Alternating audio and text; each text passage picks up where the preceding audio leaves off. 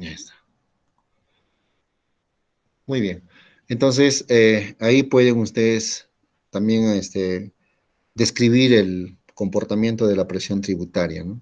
Que son los ingresos tributarios en relación al PBI. Y tienen esa información en la nota semanal. El otro aspecto que pueden también añadir ahí es una comparativa. De repente, para un mejor análisis, para ver si estamos bien o estamos mal, de hecho que en este indicador van a decir que estamos mal. ¿Por qué? Porque es una de las tasas más bajas. Por eso muchos analistas financieros internacionales decían, y económicos también, analistas económicos, que no he visto un país con tan baja presión tributaria que intenta cumplir con educación y salud, decía, ¿no? Y ahí nos está dando un indicio de que nuestra presión tributaria es muy baja. Sería interesante que pudieran complementar con alguna información, por ejemplo, la presión tributaria en Estados Unidos, la presión tributaria en China, eso googleando lo consiguen. Y luego la presión tributaria cerca nomás acá, ¿no? En Chile, cómo está en Colombia, cómo está en Bolivia. Suficiente. Hay datos puntuales y cómo estamos, ¿no? Y hacia dónde se pretende. Eso está, por ejemplo, en el marco macroeconómico multianual. Ahora, en cuanto al tema fiscal, la sostenibilidad. La sostenibilidad, yo no sé por qué lo puse acá, esto de acá, de la sostenibilidad, lo podemos tomar en cuenta mejor acá, como una relación adicional ahí. ¿Cuánto de deuda eh, en relación al PBI tenemos, ¿no? Y ese porcentaje de deuda mide lo que se conoce como la estabilidad fiscal, o más aún, ¿sí? Nada raro va a ser que ustedes lo vean como la sostenibilidad fiscal, más que estabilidad, sostenibilidad fiscal. Es decir, que si nos estamos endeudando cada vez más, justos a partir de esta variable o esa megatendencia, en este caso veremos el análisis de la megatendencia del mercado de renta fija, ¿no? Aquí la sostenibilidad fiscal nos va a indicar que a pesar de que estamos endeudados, nuestro nivel de deuda es aceptable en relación a otros países, por ejemplo, ¿no? O sea que eso nos puede dar un alivio, no necesariamente un alivio, sino que indica como algo así cuando uno hace análisis financiero, que la persona tiene deuda, sí tiene deuda, puede pagar, sí, hasta el momento el indicador me dice que sí puede pagar, puede cumplir con sus obligaciones financieras en este caso. Entonces, van a llegar a la conclusión de que a pesar de que estamos endeudados, ese nivel de deuda es aceptable, porque hay países que tienen un nivel de endeudamiento mucho más alto, lo cual sí ya sería una situación de insostenibilidad, o sea, lo contrario a la sostenibilidad fiscal. Muy bien, entonces yo creo que con esos indicadores sería suficiente, ¿no? En el tema de crecimiento económico, ya acá está de más decirles que puedan hacer ustedes el análisis del PBI. Recomendación, ahora, por el método del gasto y el método del valor agregado. Y aquí el análisis va a ir en el sentido de que para un caso de reactivación económica, ¿cuáles son las medidas que se deben implementar, ¿no? Entonces, haciendo un cruce con alguna información que puedan encontrar, yo les recomendaría siempre gestión o el comercio también tiene en su sección de economía y a través de Google, podemos identificar, ¿no? Y compatibilizar, si se quiere llamar así, las medidas que se están sugiriendo. Por ejemplo, mucho se habla que la reactivación de nuestra economía básicamente debe darse a través de el impulso a la demanda interna. Ah, entonces, como me están hablando de la demanda interna, es el PBI por el lado del gasto. Y ahí analizarán ustedes consumo privado, inversión bruta interna y gasto público. Esas tres variables. ¿Y qué están haciendo en cada uno de ellos? Mirar los números, ¿no? Y ahí dirán ustedes, bueno, en esta parte no voy a pedirles, digamos, algunos cálculos muy complicados. Pueden hacer lo que hemos hecho en clase, una estandarización. ¿Se acuerdan cuando llevaron análisis financiero? Los estados financieros de dimensiones comunes, ¿no? Se busca una variable clave que generalmente en el estado de resultados es ventas o en el estado de situación financiera son los activos, ¿sí? Entonces, si todo lo estandarizamos en función a esas variables clave, ¿no? Igual acá, ustedes deben de tener en mente siempre que la variable clave es PBI, es PBI. Por tanto, simplemente hacen como una cuestión de frecuencia relativa cada uno de los valores de cada uno de los componentes del PBI en relación, valga la redundancia, al total del PBI. Y ya está, y ahí hemos determinado, hemos hecho ese cálculo sencillo, ¿no?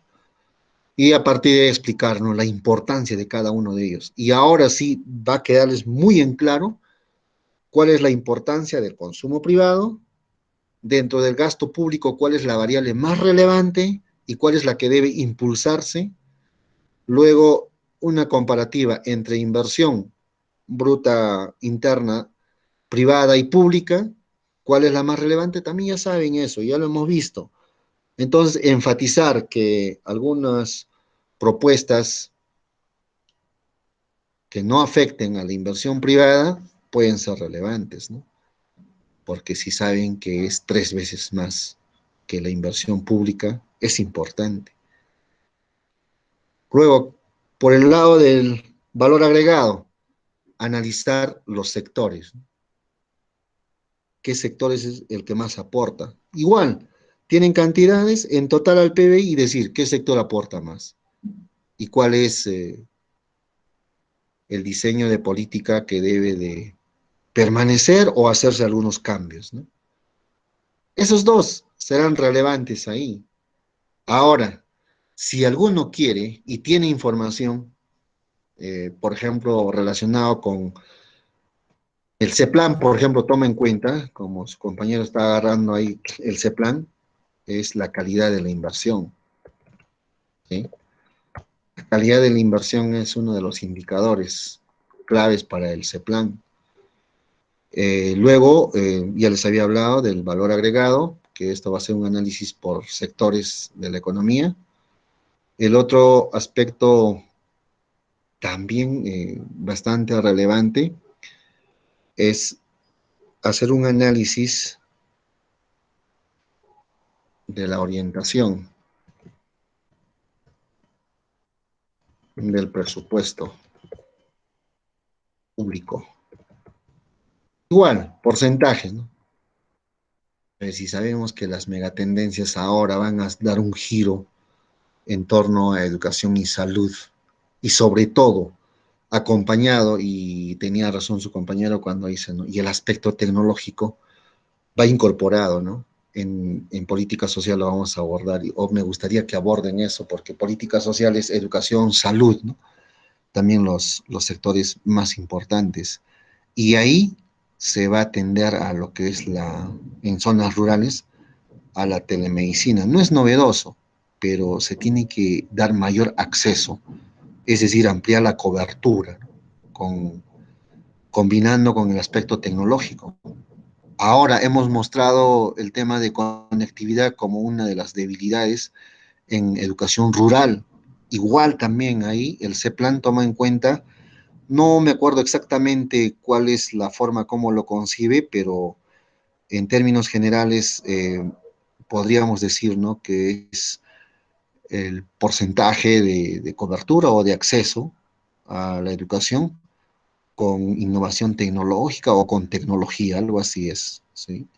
Entonces, ahí en términos sencillos se habla de la atención eh, mediante lo que denominan ellos la telemedicina, y lo otro es la conectividad, ¿no?, para poder lograr que los estudiantes en zonas rurales puedan acceder a una educación virtual sin problemas, sin contratiempos. Entonces, en crecimiento será relevante establecer la orientación del presupuesto público. Y ustedes, les pido, por favor, acá, bastante énfasis en cuál es el porcentaje asignado en la actualidad a educación y salud. Y me gustaría, con la función buscar objetivo, que también lo hemos hecho, recuerden, acá, en datos, análisis de hipótesis, buscar objetivo, decir, ¿no?, si esto yo he determinado que es el 4.3%, supongamos, para educación, y para salud un 3.9%, algo así, ¿sí? Ejemplos hipotéticos estoy poniendo, ¿no? ¿Cuánto de recursos se tiene que asignar para llegar a lo que plantearon? 10%. Y ahí rápidamente ustedes, al ver las cifras, creo que hemos hecho incluso esta estimación, no sé si mal recuerden, cuando hicimos el PBI, ¿verdad? Ahí indicábamos, ¿no?, cuánto tiempo, bueno, acá no me es relevante eso, vamos a irnos, bueno, riesgo países, eso después lo vamos a abordar. En el tema, vamos a ponerlo acá, si me encaja rápidamente. Les comentaba que en función a la cantidad en términos de millones de soles, el Producto Bruto Interno, ahí está. El año pasado hemos cerrado en, ¿cuánto? PBI, 485.630 millones, ¿no? ¿Cuánto representaría el 10%? Esto es a millones de 2007, o sea, es a precios constantes. También falta todavía enfatizar ese aspecto, ¿no? ¿Qué implica el periodo base? El periodo base lo vamos a hacer con la metodología del deflactor. Por favor, eso en la tarde me hacen recordar si por ahí se me va por los modelos que vamos a abordar. Entonces, es relevante el análisis del PBI, decíamos, en términos, acá tienen ingresos, en términos nominales, más que reales en esta primera parte, para ver cuánto debe asignarse, ¿no? Porque el presupuesto que asignan no lo hacen en términos reales, lo asignan en términos nominales. Cantidad de dinero, ya está, son tantos millones. No hacen el proceso de deflactación. Esto en términos reales es, no, simplemente es una proyección en términos nominales. Si tomamos en cuenta este valor del PBI de 485.630, ya se imaginarán el 10%, ¿no?, de esto. ¿Cuánto va a ser? ¿Mm? ¿Cuánto sería? ¿Cuántos millones? ¿Vamos a poder lograr eso? Esa es la pregunta, ¿no? ¿O van a poder lograr quienes han planteado eso? Para salud, ¿cuánto es actualmente? ¿Sí? ¿Y cuánto nos faltaría? ¿Cuál es la brecha? Y es más, eso yo lo voy a complementar haciendo un análisis año a año, más o menos cuánto ha sido el crecimiento de la asignación presupuestal a cada sector, y vamos a establecer al final en cuántos años puede hacer que cumpla con esa meta propuesta del 10%. Eso va a ser bastante interesante, ¿sí? Ahora, ¿qué otra cosa más? Yo creo que es suficiente ahí.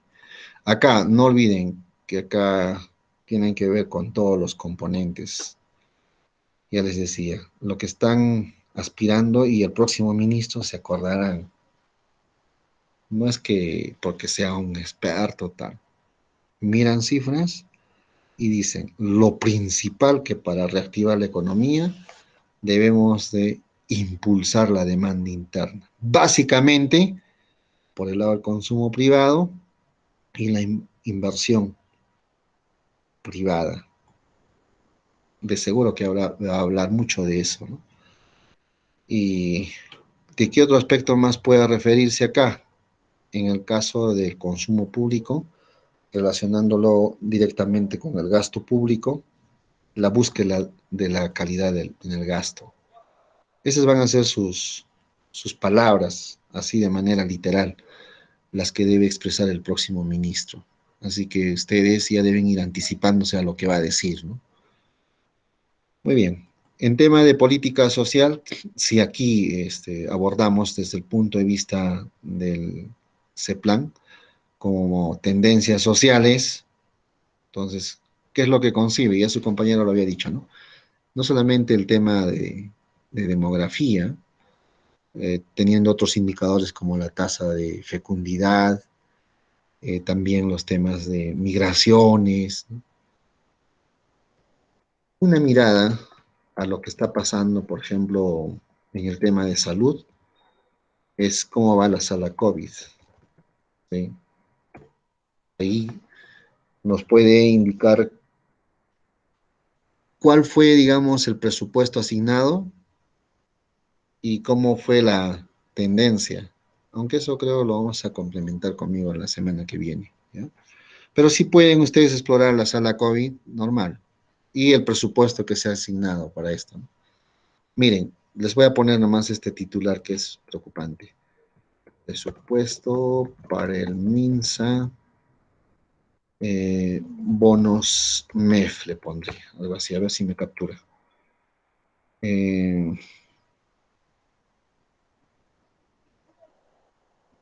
no sé si estará por acá, pero aquí quiero llegar a que gran parte del presupuesto que se ha asignado para combatir el COVID han sido financiados por emisión de bonos, la mayoría. Solamente este, un pequeño presupuesto ya asignado inicialmente. Acá está, debe ser esto.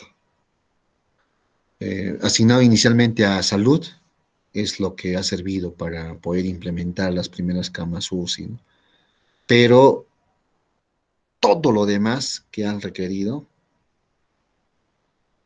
ha sido a través de la emisión de bonos. Ahí nos hemos endeudado, pero fuertemente. La pregunta es, ¿valió la pena? Obvio que sí, ¿no? Obvio que sí. Pero si hacemos una comparativa con la emisión de bonos, a ver, algunos compañeros están por entrar. ¿Qué ha pasado? ¿Se ha salido? Uy, su capuca. Ya. Indicaba de que en algunos casos se han emitido la misma cantidad de bonos, pero que han sido destinados a algunos megaproyectos en algunas regiones que no se han concluido. Y ese análisis, por ejemplo, está ahí abierto, ¿no? Para poder abordar como un trabajo de investigación. Miren, eh, Perú destina 110.089 millones para enfrentar COVID. Este monto equivale al 14.5% del PIB. ¿Se acuerdan? Ya les dije, acostúmbrense a esto, por favor. La métrica o todas las métricas o todos los indicadores, como quiera llamarse, siempre está en función al PBI, porque sabemos que el PBI es el valor de todos los bienes y servicios que una economía produce, ¿no? Durante un año. No sé si acá hable de los bonos, pero ya iremos viendo que básicamente el financiamiento se ha dado a través de la emisión de bonos. Y eso nos dice qué modelo. El modelo 2 creo que hemos hecho, ¿no? Modelo de financiación en el Perú. Muy bien. Después, ¿qué otro aspecto más pueden abordar acá en política social? El Profesor, tema, ahora sí, sí, dime. ahí, ahí vi también es democratización, ¿no? Y justamente ¿Ah? tomado en cuenta, por ejemplo, un indicador para lo de la democratización. Se toma en cuenta el tema de cuántas personas tienen DNI, ¿no? Mayores de edad y menores de edad, Sí, garantizándonos el uso de sus derechos civiles, ¿no? Como el voto, etcétera. ajá. No sé si les comenté en algún momento sobre este tema y encaja justamente sobre ese aspecto que señala. En otros lugares, y creo que también lo ha señalado el doctor Casola, si no mal recuerdo, el tema de gobernanza, ¿no? Entonces, parte de ello, el momento que trabajamos en gestión pública, se tipificó como la universalización del DNI. ¿Y esto a raíz de qué? De una preocupación. Quizás ustedes dirán, no, pero si todos tienen DNI. Mentira. No todos tienen DNI. Hay personas que existen con nombre, presencia física y todo, pero no existe en la base de datos del RENIEC. Y por tanto, no pueden ser sujetos eh, a que puedan ser focalizados como beneficiarios, ¿no? No pueden entrar en el SISBO, o sea, no existe para el Estado. Por tanto, en términos sencillos, no va a poder acceder a ningún servicio del Estado. Y es preocupante. Antes la cifra era bastante alarmante, ¿no? Ahora se ha reducido. Se hablaba inclusive de un 14-15% de la población. Imagínense, era demasiado. Bueno, le estoy hablando de una data de hace 15 años más o menos. Por eso es que cuando estuvimos en gestión, uno de los requisitos era, como mecanismos de los planes también de incentivos, era que podíamos apoyar, ¿no?, en el tema de la obtención del DNI. Y ahí las oficinas de registros civiles tenían que ir de comunidad en comunidad para poder identificarlos. No solamente a niños, no solamente a niños, habían personas ya adultos mayores que tenían 80 años, 85 algunos, que simplemente no tenían DNI, no les habían registrado a sus papás, no sabían el nombre de sus padres inclusive, no sabían en qué año habían nacido. Y por aproximación, indagando con los vecinos, más o menos debe tener tantos años. Sí, ese es un tema bastante preocupante y gracias por compartirnos eso, ¿no? Y eso está dentro la democratización está dentro del tema de gobernanza. Es un eje estratégico de la identificación de las personas. Ojo, esto a raíz de qué? A raíz de las migraciones, que en este caso, bueno, nosotros hemos sido sujetos, ¿no? De una migración masiva de nuestros vecinos de Venezuela, ¿no? En otros países hay gente no identificada que en los metros o en algún lugar están escondiéndose ahí para que la policía no los capture porque no tienen una documentación que los identifique plenamente como que son ciudadanos de tal o cual lugar, ¿no?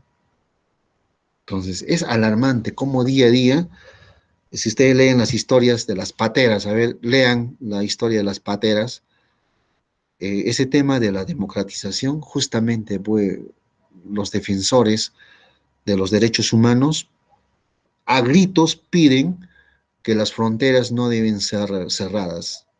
Por eso ellos critican a este concepto de la globalización.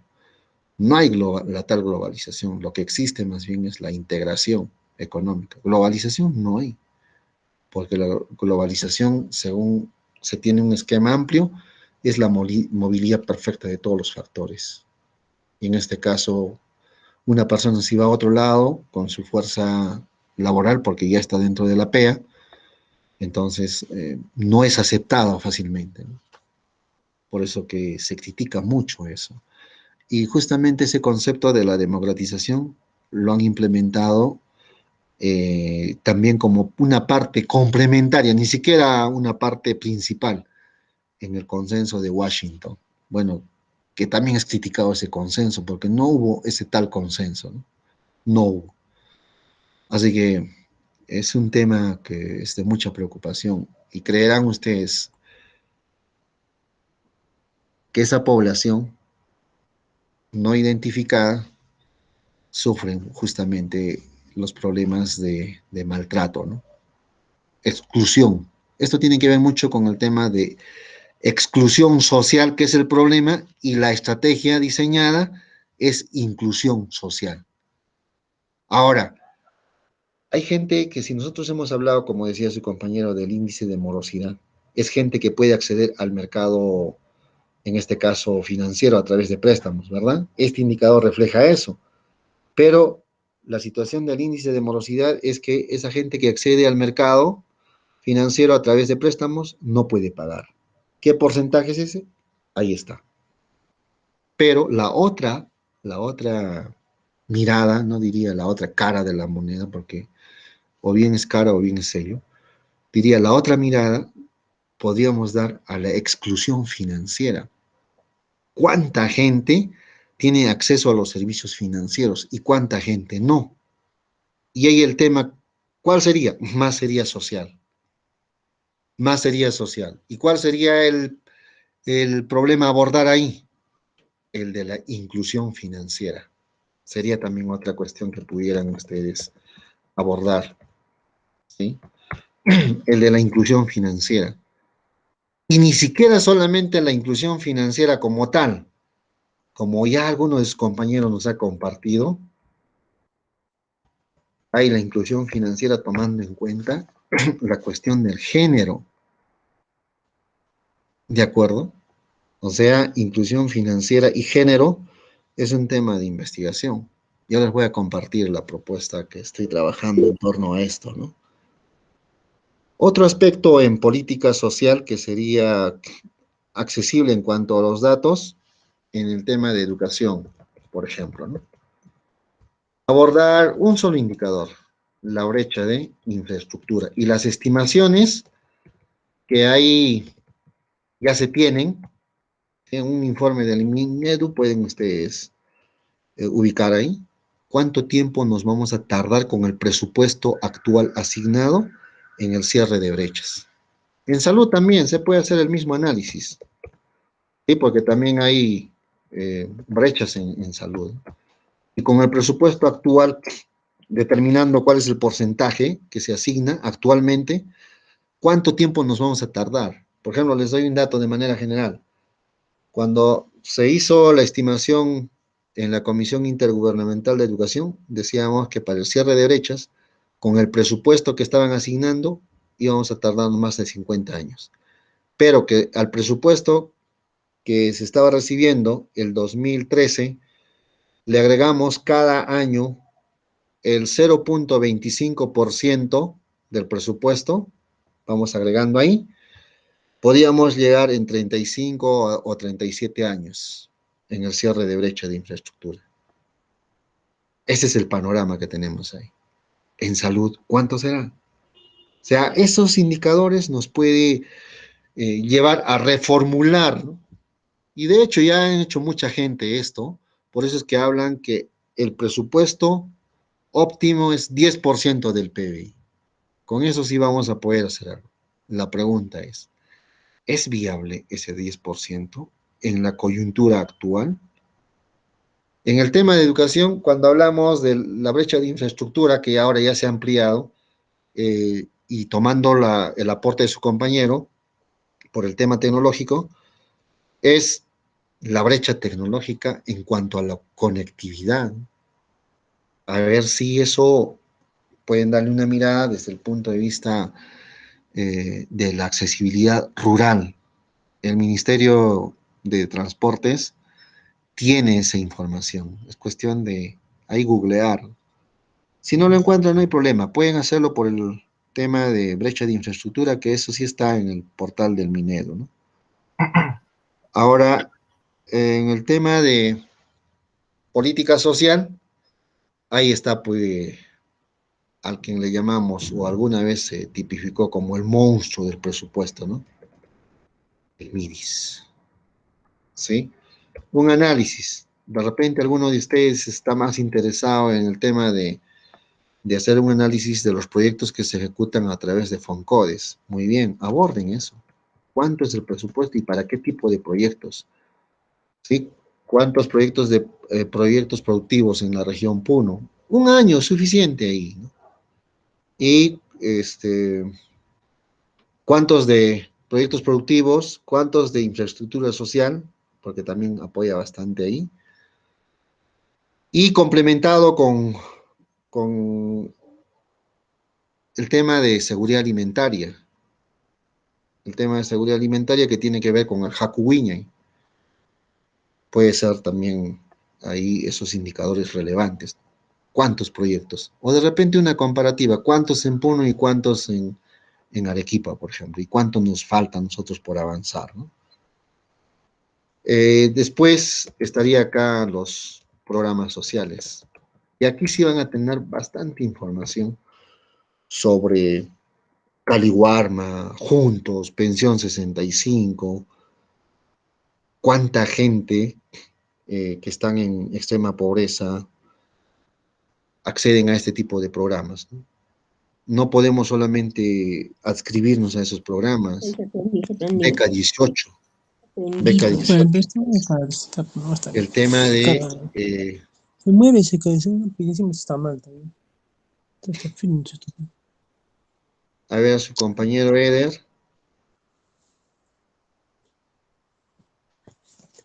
¿qué estaba mal, Eder? ¿O era otra apreciación?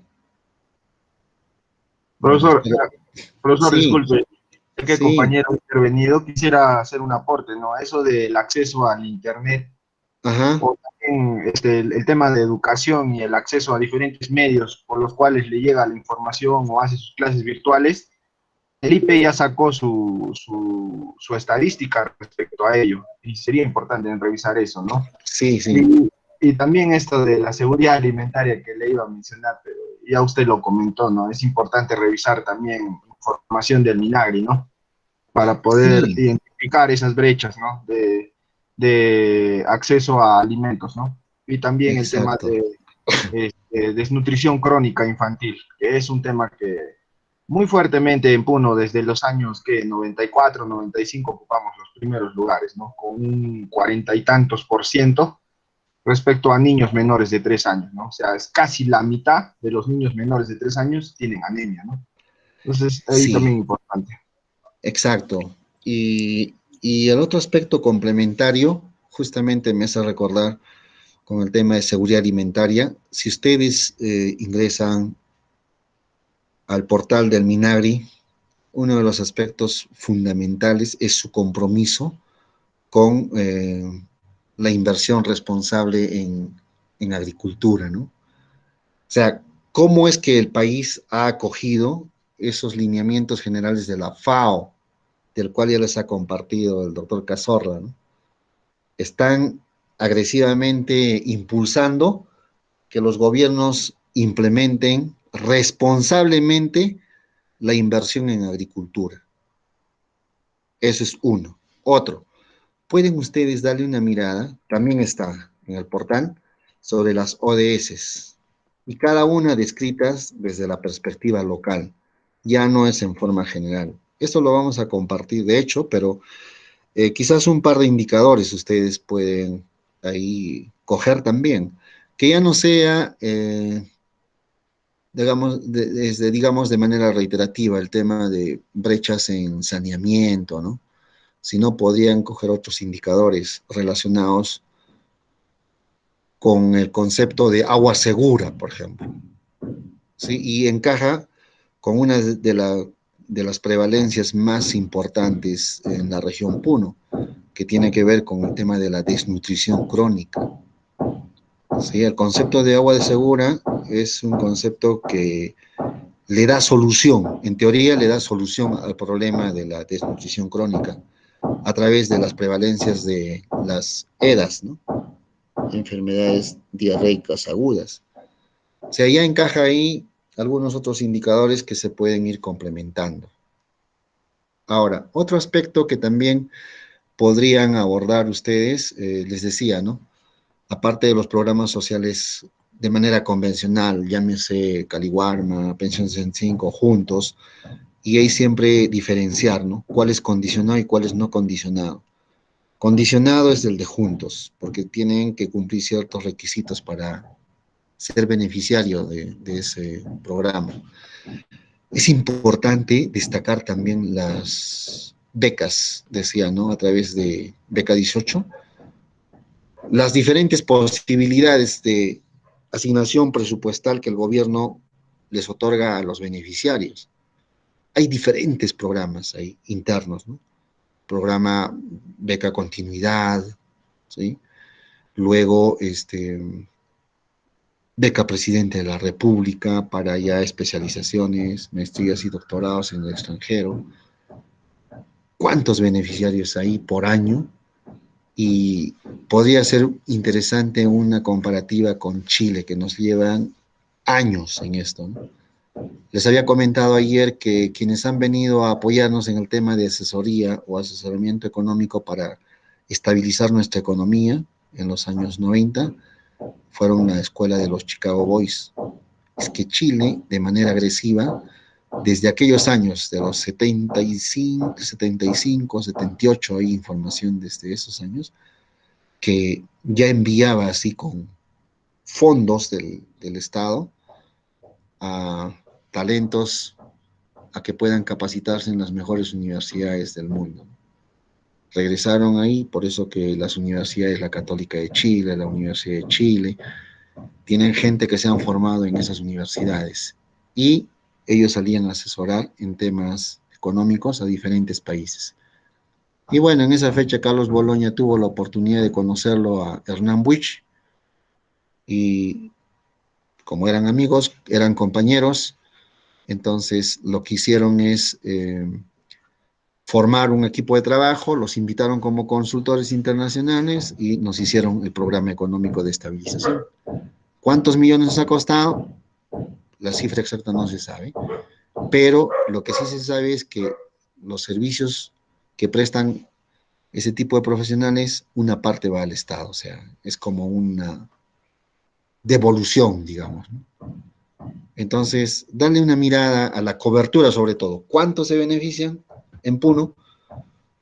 ¿Qué tipo de profesionales son los que salen con beca Presidente de la República? Porque no todos son los elegibles, así le llaman, ¿no? No todos son elegibles, solo para ciertas carreras. ¿Y por qué? Esa es una pregunta que uno puede plantearse. Y aquí, básicamente, tiene que ver con lo que su compañero comentaba sobre el CEPLAN, ¿no? Hay algunos lineamientos que están contenidos hacia dónde queremos ir. Un país competitivo, no solamente teniendo en cuenta como un sector estratégico de la minería, sino la agroindustria. Por eso que se habla mucho de la diversificación productiva, justamente para reducir el problema que quisiera que ustedes aborden acá en temas de riesgo.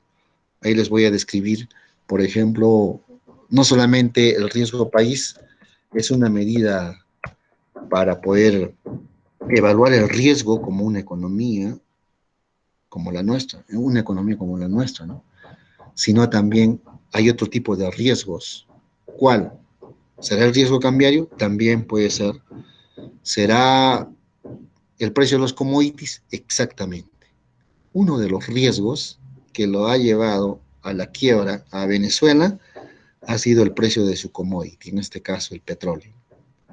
En tiempo de abundancia, bien, pues, pero en tiempo de crisis, cuando el precio del petróleo empezó a desplomarse, ya los recursos provenientes de ese sector estratégico eran insuficientes y es por eso que Venezuela está donde está. Bueno, también complementado con otras inadecuadas políticas, ¿no? Entonces, sería suficiente con eso acá. En el tema de riesgo país, ya les había dicho, ahí pueden también acá poner el Ingeniero, riesgo cambiario. Sí, se está olvidando en la parte de política social en educación, de repente podemos considerar los resultados de los exámenes, ¿no? De evaluación censal, el S o también el PISA. Ah, Estos que son indicadores muy importantes para ver por nivel de tienes toda aprendizaje, la ¿no? razón. Las Yo quería evaluaciones ahí censal solamente y hacer la un comentario. posición, Claro, y la y también quería posición hacer a un comentario nivel. adicional. Claro, Mira, y quería mira. hacer un comentario adicional en que, bueno, más como reflexión de lo que usted dice, ¿no? Y habla bastante de que, bueno, el nuevo gobierno de Castillo ha dicho que va a llegar al 10% de la educación y con eso de repente cree que se puede solucionar el problema educativo en el país, ¿no? De obviamente mejorar, al fin, mejorar obviamente el aprendizaje, ¿no? Que es la idea de eso, ¿no? La idea no es Ujú. construir colegios grandes o meter, digamos, computadoras, tecnología de alta definición en un colegio. La idea es que los estudiantes aprendan, es el objetivo, ¿no?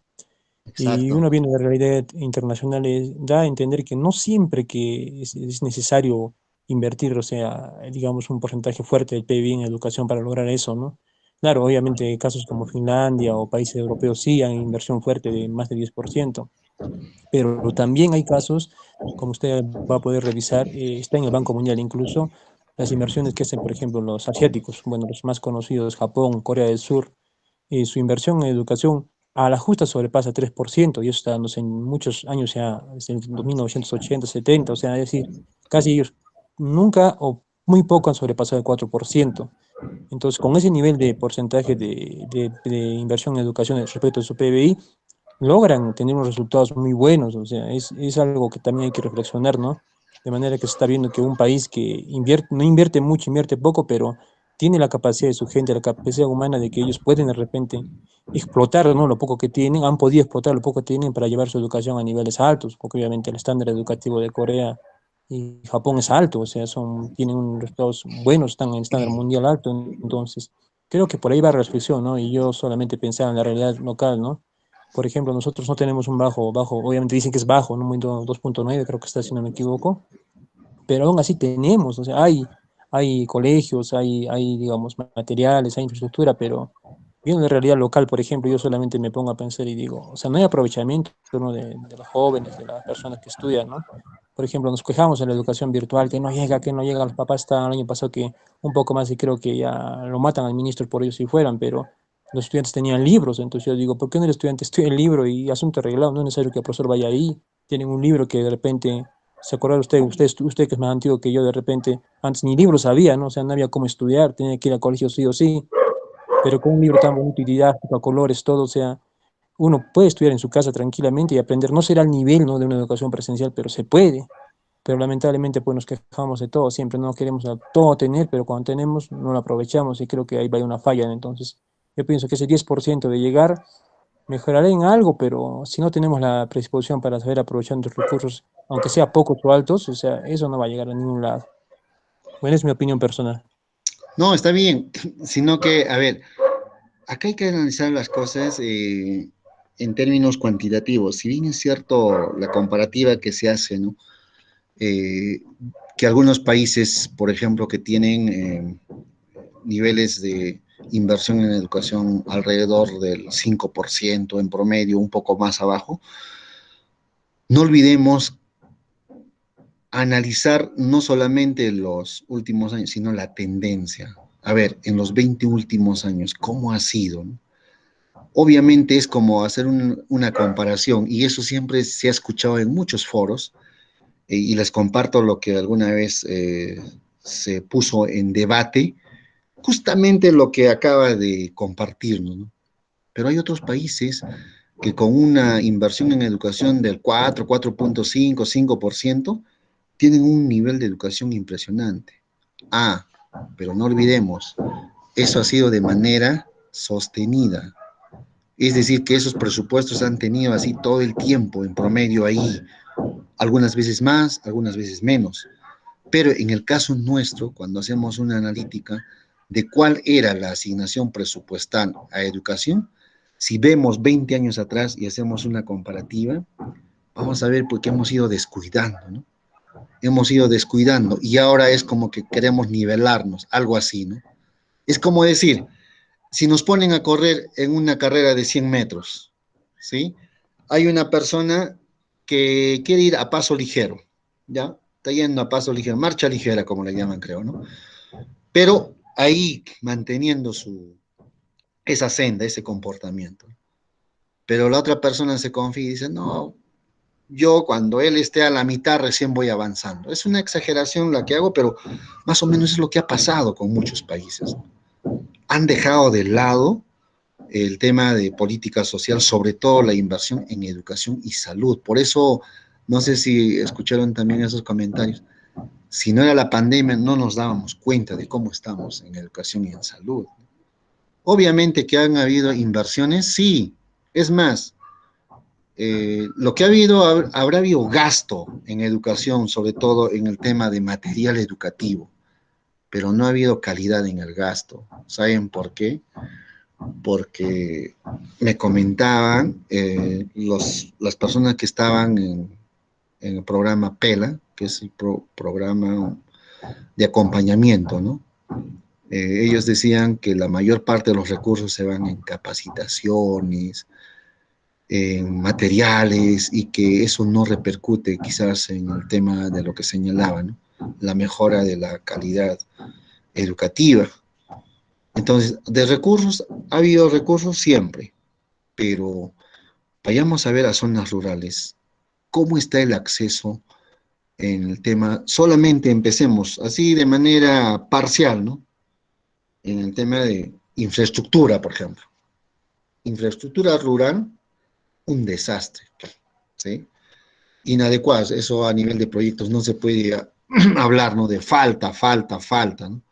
Sino inadecuada infraestructura, inadecuado equipamiento.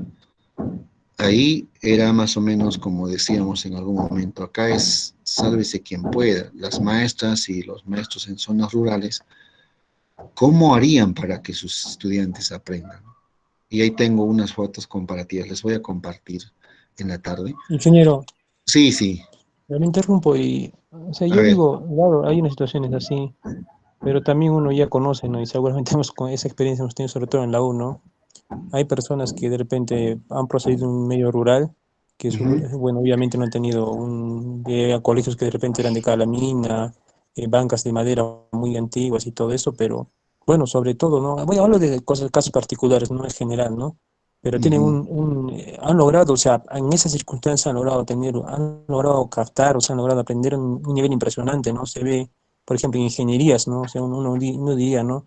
Oye, los de Puno, Juliaca son los que bueno, deberían estar ahí porque tienen buena educación, pero no, yo no encuentro en ingeniería civil, en arquitectura, bueno, en la UNO más comparo, la mayoría son de Azángaro, de esas zonas, ¿no? Entonces, digo, o sea, oye, ¿y dónde es? Le digo, ah, no, no eres de Azángaro mismo, no, yo soy de Chupa, no sé de qué lugares me dicen, y tiene un nivel impresionante de aprendizaje, se ve pues su capacidad, ¿no? De lógica, de ser una persona que siempre ha estado atento al estudio y ha desarrollado, ¿no? Su capacidad intelectual, entonces, o sea, personas que con poco recurso, o sea, han logrado, o sea, quiere decir que hay esa posibilidad, ¿no? Se puede lograr eso, pero de repente, bueno, son casos lunares, ¿no? Pero si hay uno, entonces yo pienso que eso se podría replicar en varios, ¿no? Que a pesar de las circunstancias, bueno, no podremos quedarnos atrás, tenemos que seguir avanzando. Uh-huh. Sí, sí, sí, como usted ha dicho, ¿no? Hay casos lunares, pero en política social lo que se quiere es no lograr lunares, ¿no? Sino de repente que esto sea más masificado. El problema es cómo. Ahora, hay otra cuestión, hay otro debate, ¿no? Algunos podríamos decir, bueno, ¿de qué me sirve saber la brecha de infraestructura, ¿no es cierto? Y decir que ya vamos a cortar esta brecha en 10 años, ya. O alguien ambicioso, en 5 años, destinando la mayor cantidad de recursos a educación, a salud, y hacemos una reorientación del presupuesto público. Ya, está bien.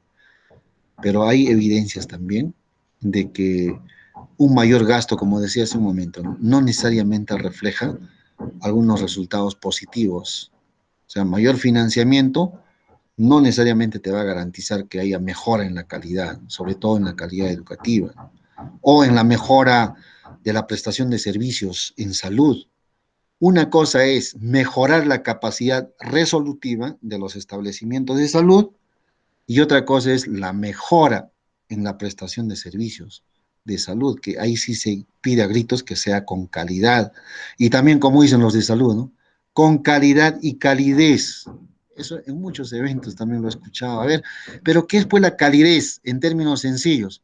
Con amabilidad, empatía, un trato bastante humano, etcétera. ¿Y acaso no es cierto que a veces hay noticias que salen que hubo maltrato de tal, denunciando a un personal de salud, denunciando a otro y tal? ¿Y qué hay de la calidez en todo caso? O sea, no solamente es una cuestión de existencia física. Los proyectos, ¿qué es lo que persiguen? Los proyectos en salud, por ejemplo. Hagamos eso, ¿no? Los proyectos de salud lo que persiguen es el mejoramiento de la capacidad resolutiva de los establecimientos de salud. Llámese con adecuada infraestructura, equipamiento, capacitación de su personal y algunos aspectos complementarios que podríamos llamarnos acá, ya no ser materiales educativos, ¿no? Materiales para los procesos de inducción o de capacitación o sensibilización, como quieran, a través de los diferentes programas, ¿no? La pregunta es, ¿el proyecto terminó? Sí, hasta ahí. El proyecto no puede, lo que no puede hacer y está totalmente limitado, es a cambiar las actitudes de las personas que son protagonistas. Si bien es cierto, se ha solucionado el problema de la capacidad resolutiva, sí, pero lo más importante, ¿de qué me sirve tener un local impresionante con todo cuando el trato del vendedor, no sé si les ha pasado esto, alguna vez yo había acudido a algún establecimiento, le digo, por favor, para pagar la luz. No, en este momento no está la persona, ¿no? Algo así, cortante. Un momento, por favor, o tal, no hay empatía, ¿no? Quizás también esos aspectos de la calidez que ellos pregonan, falta por mucho de eso, ¿no? Por tanto, no han escuchado ustedes las noticias. Hay personas que estaban con COVID que preferían morirse en su casa. ¿Y eso por qué pasa? Por todos los problemas que ya saben o habrán experimentado algún familiar, qué sé yo, eh, sobre esas situaciones que describimos, ¿no? O sea, no siempre va a ser el tema de infraestructura. Por ejemplo, usted ha tocado el tema de la universidad, ¿no? Con estos temas de equipamiento, infraestructura, puede hacer que tengas buena infraestructura, buen equipamiento, y peor ahora con la pandemia ni los puedes usar. Pero ¿qué hay de la calidad? ¿La calidad se va a mejorar con un buen salón? Solamente, digo, con buen equipamiento, si ese equipamiento no se usa adecuadamente y es más, les comento un caso aislado, ¿no? Que se ha dado en años anteriores.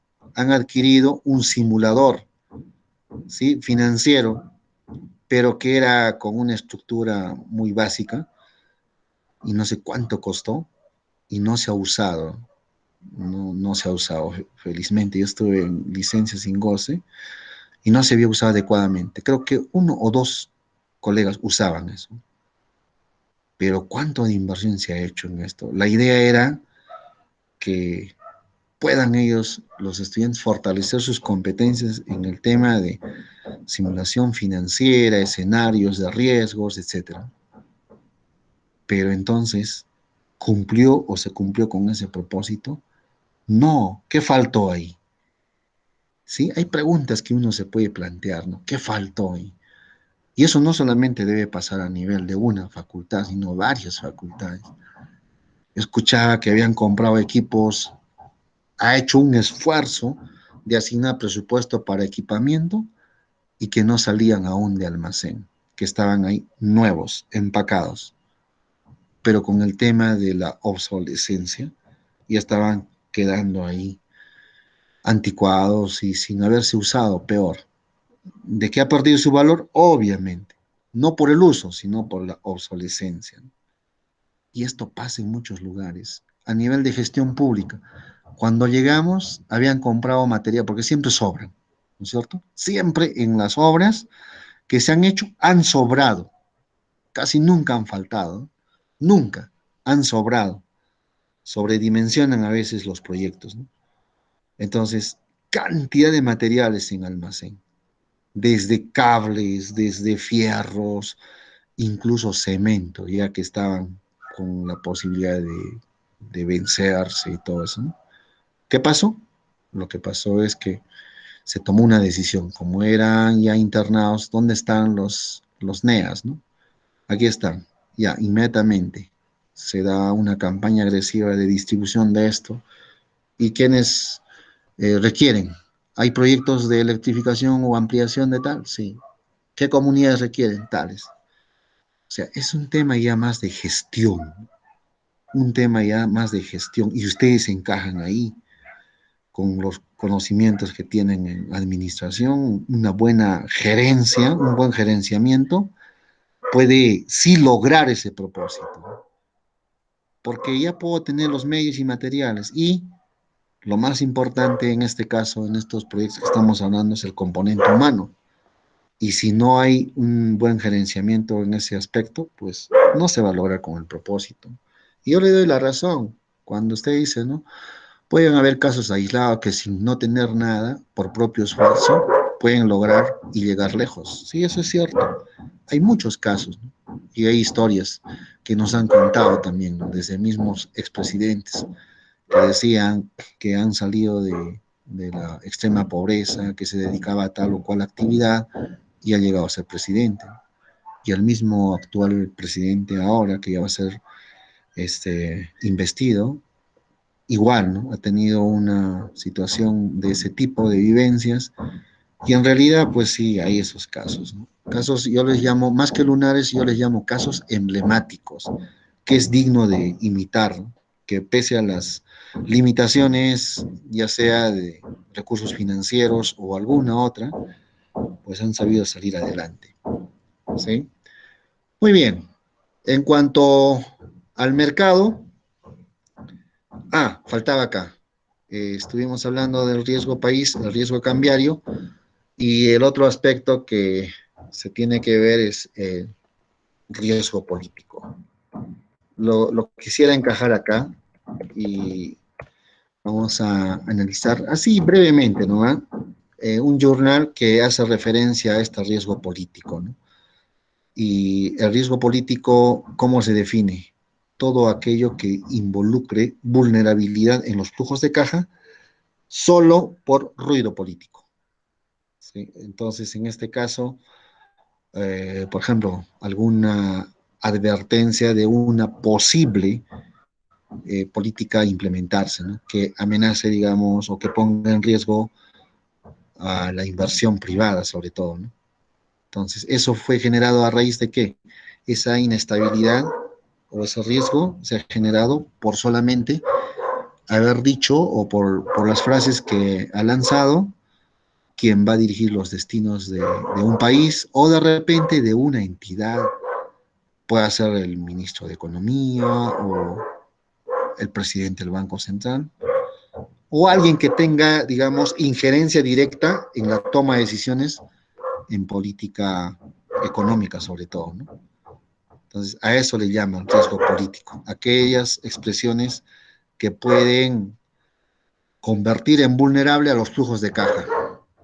O sea, ahí describe tácitamente así, a los flujos de caja. Y cuando uno es inversor, se fija en los flujos de caja, ¿verdad? Muy bien. Entonces, ahí estaría encajando esto, pero solamente como una cuestión de redacción literal ahí. Un indicador como riesgo político, ya les había dicho, riesgo país es el que encaja todo. El riesgo político, riesgo económico y riesgo social. Y también hablando del riesgo social. Por ejemplo, ¿cuál sería una de las cosas a abordar? Los conflictos sociales que hay, por diferentes motivos. ¿Sí? Conflictos sociales. Por contaminación del río, muy bien. Conflicto social, por el tema de implementar un proyecto minero, muy bien. Conflicto social, porque subió la gasolina, bloqueo de transportistas, etcétera. Cantidad de conflictos sociales. Y eso, ¿dónde encontramos? En el portal de la Defensoría, ¿no? Ahí están, cuántos conflictos sociales ha habido en tal o cual periodo, ¿no? Muy bien. Otro aspecto. A ver, un momento, es la mascotita que tengo ahí, está molestando. En el tema de mercado, les comentaba que aquí hay que ver las estructuras de mercado. Y eso lo vamos a complementar conmigo cuando hablamos de las estructuras de mercado. Tenemos que complementar esto con el concepto de monopolio, monopolio natural y esquemas de regulación. Básicamente eso. Algunos comentaban que nuestra economía estaba sobreregulada. ¿Cómo así? Es que tenemos organismos supervisores para no solamente el tema de electricidad, ¿sí? Tenemos para agua, tenemos para comunicaciones, en fin, sobreregulado. Y cuando existe una excesiva regulación, pues se genera distorsiones en el mercado. Pero ahora, la pregunta es, ¿cómo estuvimos antes? Desregulados, totalmente, digamos, acéfalos, ¿no? De esquemas de regulación. Y justamente ahí existía abusos, ¿no? Menos aún, el Indecopi recién está tomando fuerza. La Defensoría del Pueblo también a veces encaja, ¿no? Ahí queriendo hacer respetar los derechos de cada uno de nosotros.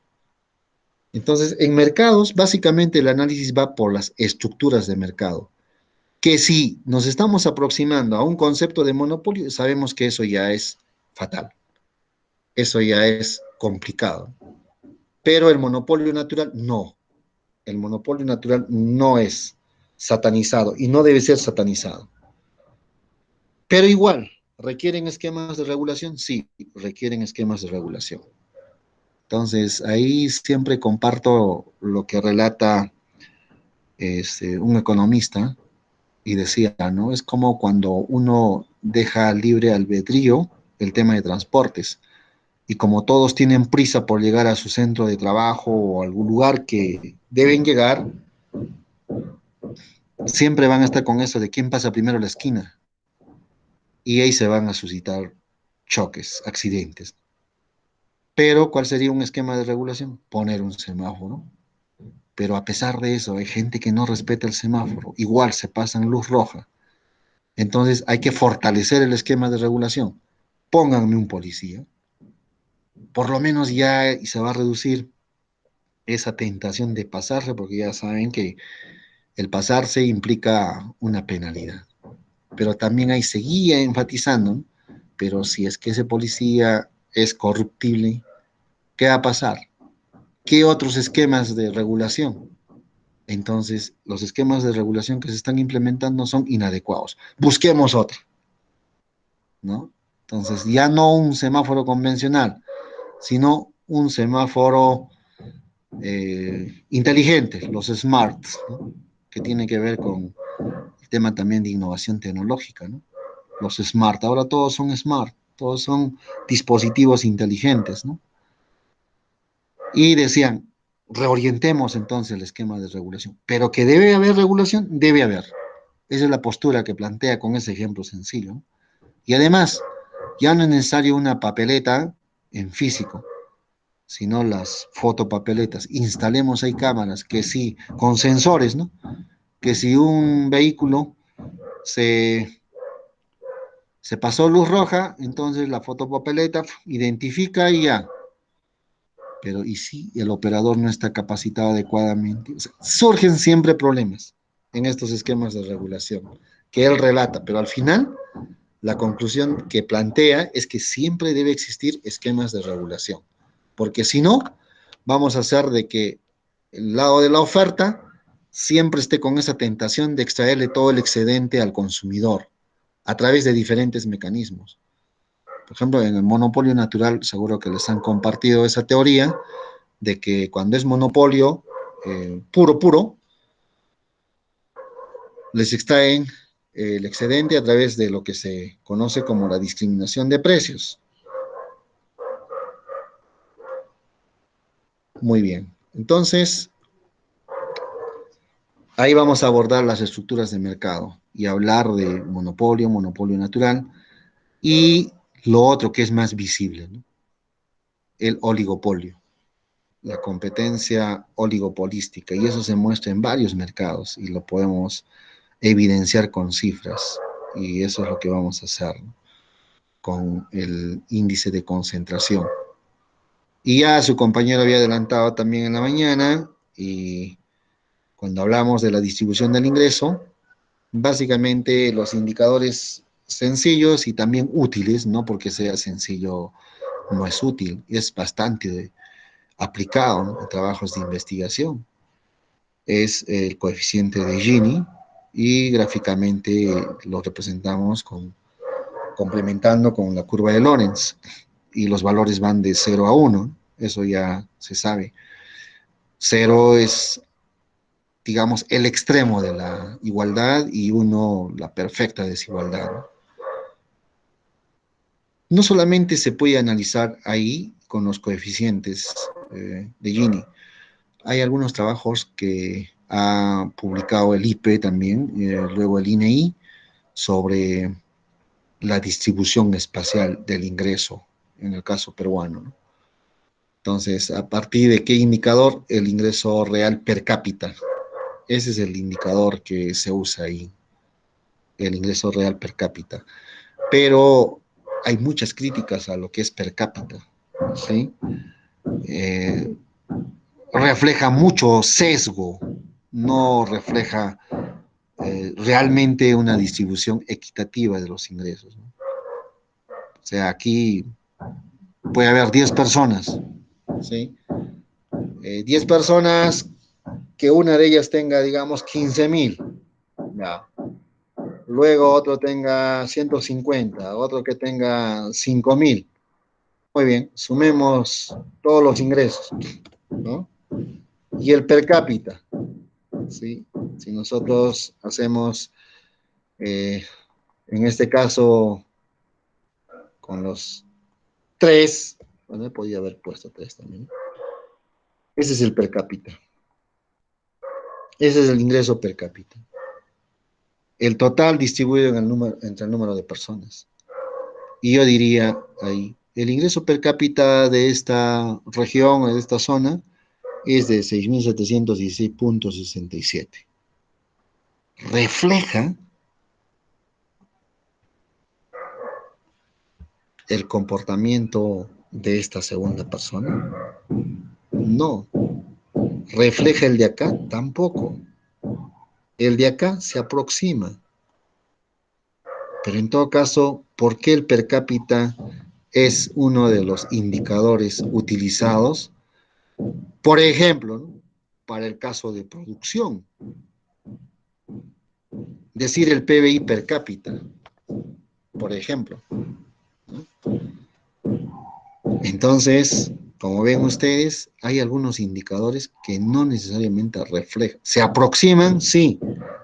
¿Y cuál es la justificación de utilizarlos, pues, no? La justificación es... Perdón, me salió una alerta de que, bueno, que mi conexión estaba siendo adecuada.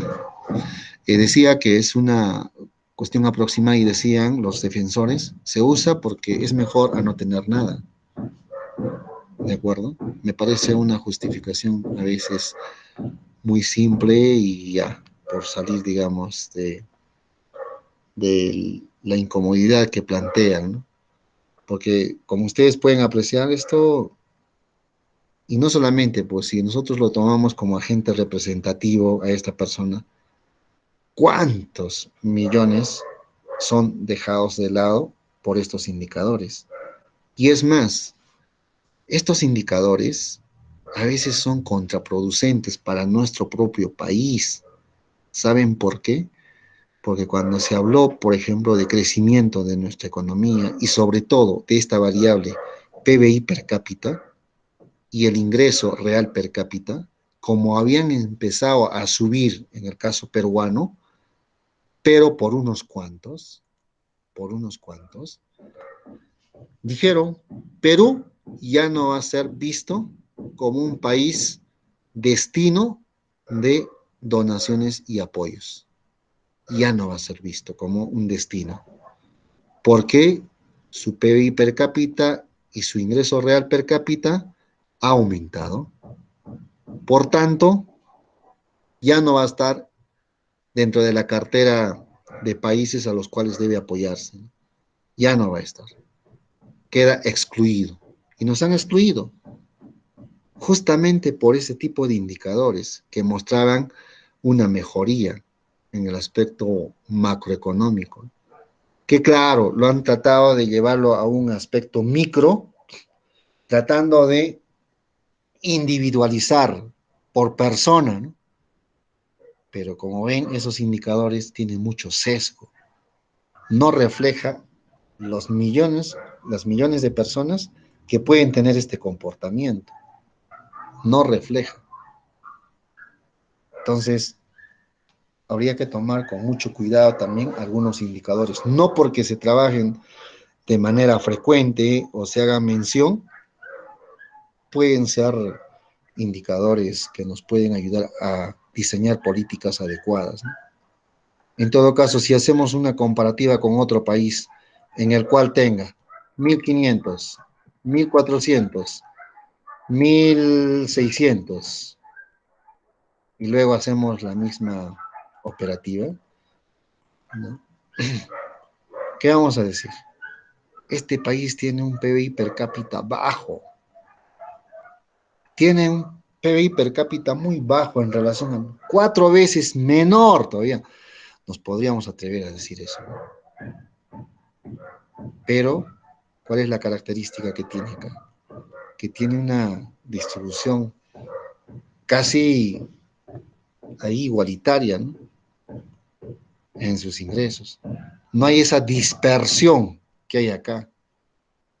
Porque si nosotros quisiéramos hacer un análisis en temas de riesgo, desviación estándar muestral, cogemos estas tres, que son los datos que nos han provisto, y estas otras de acá, pues miren, a ver, desviación estándar, bajísimo, muy bajo. En todo caso, si es que esto yo lo llevo acá, ¿cuánto tengo? 0. Pregunto, ¿acaso esto no me refleja algo? Si ustedes analizan el coeficiente Gini, ¿qué era 0 o qué es 0? A ver, ¿quién se gana el punto? A ver, cuando el coeficiente Gini es 0, ¿qué significa? Deflación. Igualdad perfecta. ¿Perdón? Igualdad perfecta. Claro. Y eso también estadísticamente lo vemos. ¿Qué significa, pues, igualdad perfecta? Que en torno a la media, ¿sí? Si nosotros empezamos a analizar estadísticamente esto, que en torno a la media, el sesgo es 0. Todos reciben lo mismo. Y en términos de riesgo, también estadísticamente me dice eso. Porque no olviden ustedes, y eso se los han compartido también, que desde el punto de vista del riesgo financiero, uno puede agarrar los flujos de caja, ¿no? O la rentabilidad de algunos activos y encontramos la desviación estándar de esas rentabilidades. ¿Y qué les han compartido? Les dijeron de que si la desviación estándar es alta, representa mayor riesgo. Por tanto, si es mayor riesgo, la exigencia será mayor rentabilidad. Y esto también se da. O sea, no es que un indicador esté alejado del otro, ¿no? Lo estamos viendo.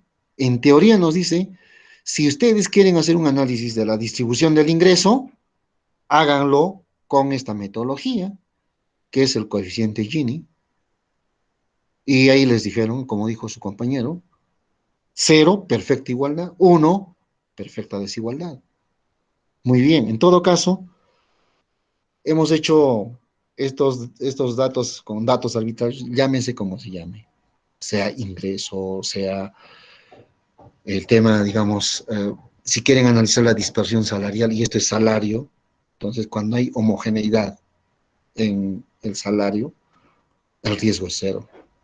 y según el coeficiente Gini, que vamos a calcular, acá diríamos que hay una perfecta igualdad en la retribución salarial, que es otro tema también que encaja en política social, ¿no?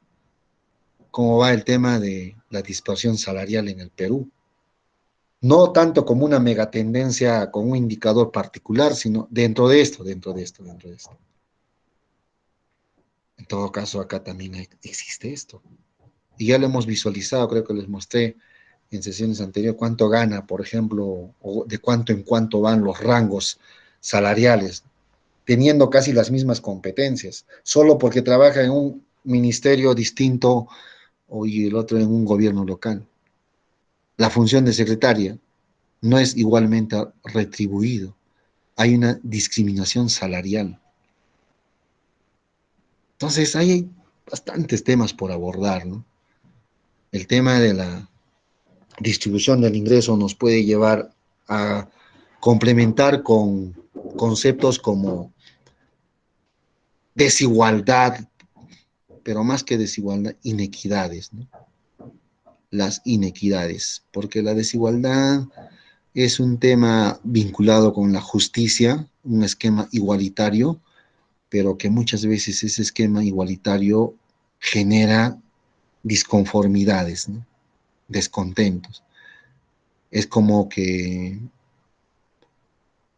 no sé si ustedes vieron ese meme sobre la comparación de una economía igualitaria con una equitativa, ¿no? Decían, a ver, vamos a tomar un examen, ¿no? Eso seguro que lo han leído ustedes, a manera de un recordaris, ¿no? Eh, bueno, acá hay notas de 18, 15 y tal, promedio. Entonces todos tienen la misma nota, igual al promedio. Obviamente se van a beneficiar quienes ni siquiera han mirado el título del tema avanzado, ¿no? Ni lo han practicado, nada. Para la siguiente, a partir de ahora, dice, ¿no? Esa será la metodología a aplicarse. Para la siguiente, ¿qué va a pasar? Los que estudiaron para la primera, por el principio de racionalidad, ¿no es cierto?, de maximizar beneficios o minimizar costes, en este caso de minimizar el estrés y todo eso, de manera personal, van a repasar medianamente, medianamente. Entonces, el promedio va a bajar, el promedio va a bajar, porque las notas altas que había antes, ahora son medianamente y luego va a bajar el promedio. Y los que no han estudiado ya les dirán, ¿no? Mejor ya ni miremos esto, ¿no? Y así, ¿qué va a suceder al final? ¿Cuál va a ser el resultado? Que va a estar por debajo del umbral, ¿no? Si el umbral era 14 o es 11 en el pregrado, entonces el promedio va a estar por debajo de eso. ¿Qué se ha logrado? ¿Qué se ha logrado? Se ha logrado una sociedad igualitaria, pero hacia abajo, ¿no es cierto? Entonces hay diferentes vertientes que explican, digamos, ese tema de querer igualar condiciones de una forma igualitaria, valga la redundancia.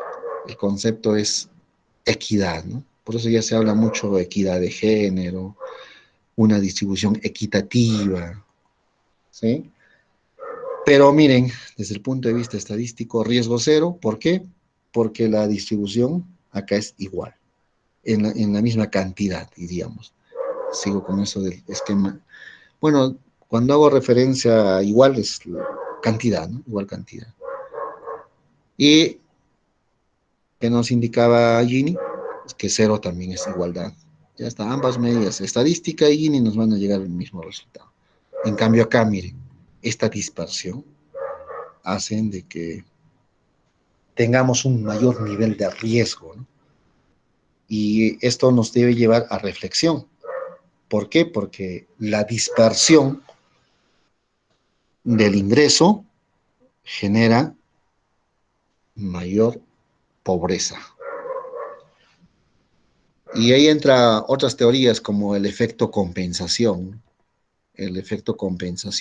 porque sabemos que por el tema tributario no todos aportan, no todas las regiones aportan en la misma cantidad por el hecho de que En otras regiones hay más empresas, más actividades que pueden contribuir con sus impuestos en mayor proporción que otras, ¿no? Y no por eso el Estado va a dejar de atenderlos. Entonces, ahí surge el efecto compensación. Y habría que ver ese efecto compensación cómo va, ¿no? Por ejemplo, si Puno en relación al total aporta el 8% y Arequipa el 21% y Lima el 45%, entonces, ¿cómo es que ese efecto compensación debería de hacerse, ¿no? Y bueno, han diseñado esto a través del Invierte P con el tema del cierre de brechas, ¿no? A través de proyectos de inversión pública. Por ahí podemos avanzar, ese es el planteamiento que tiene, porque solamente a partir de ahí puede uno canalizar los recursos financieros que requiere cada una de las regiones. Lección, entonces.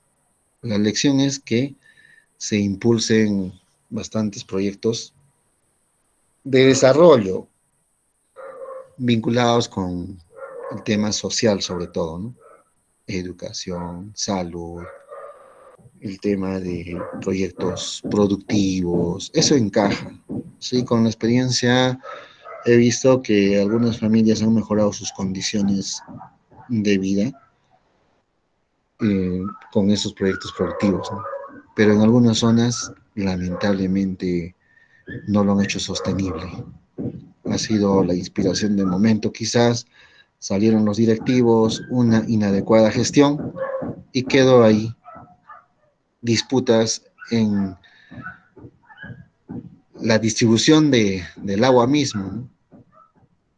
Que tú te has hecho más horas, que yo menos horas, empezó ahí las discusiones, me comentan esos casos. También hay así fracasos de algunos proyectos y justamente por una inadecuada gestión.